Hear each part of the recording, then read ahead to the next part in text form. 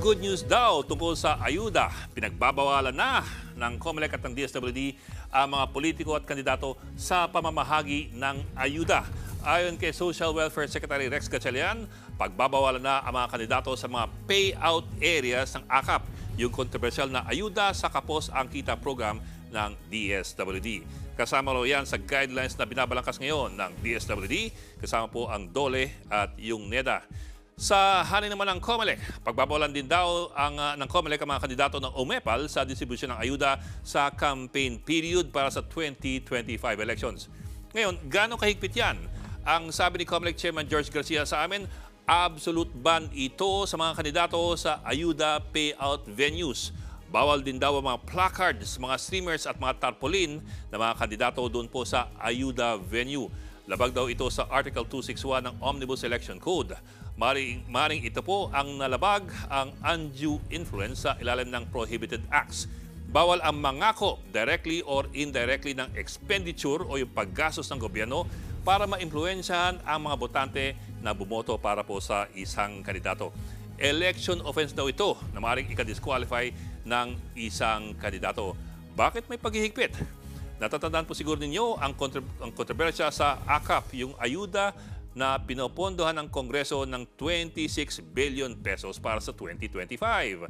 Nagiging parang pork barrel na raw kasi ito dahil sa mga politiko na pumapapel dun po sa referral at sa distribusyon ng AKAP. Nung una, gusto pa nga itong buwagin ni Senadora Amy Marcos dahil nagiging pork barrel lamang daw ito ng mga congressman.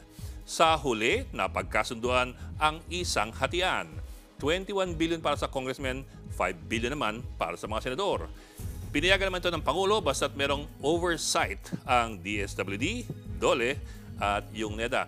Pero baka lamang po hindi ninyo alam, wala pa man itong kontrobersyang ito, abay matagal na dapat pinagbawal ng mga ahensyang yan ang pagpapel ng mga politiko sa pamimigay ng AKAP. Dahil May 2024 pa lamang, last year, sinabi po ng DSWD, bawal pong promonta ang mga politiko sa distribusyon ng AKAP.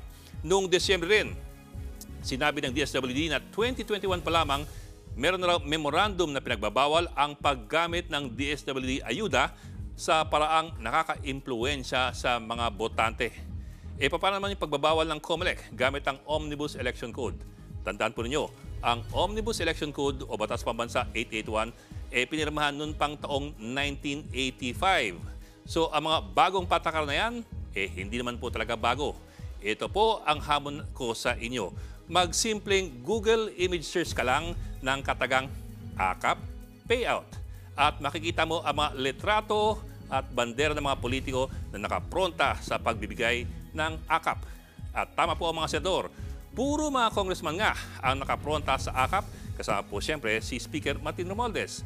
Sa ilan sa mga write-up at captions, parang ang mismong congressman pa ang naglabas ng pera na pinamimigay sa AKAP ayuda.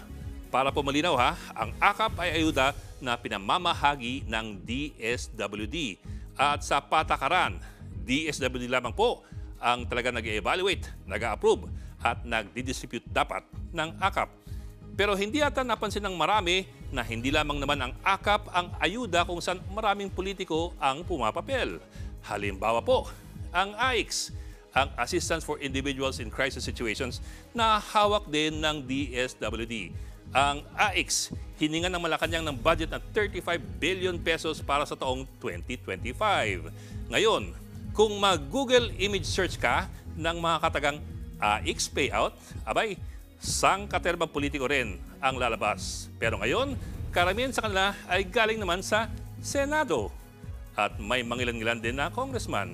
At ito po, isa sa mga pinakamaraming litrato sa mga AICS payout, si Senadora Amy Marcos mula sa iba't ibang probinsya sa Luzon, Visayas at Mindanao. Magiging parang pork barrel nga ba ang mga ayuda? Kayo na lang po ang sumagot sa tanong na yan.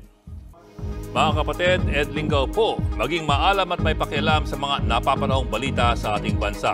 Para sa mas malalimang pagtalakay at paghimay sa mga issue at headlines, tumutok lamang at pag-subscribe sa social media pages ng News 5.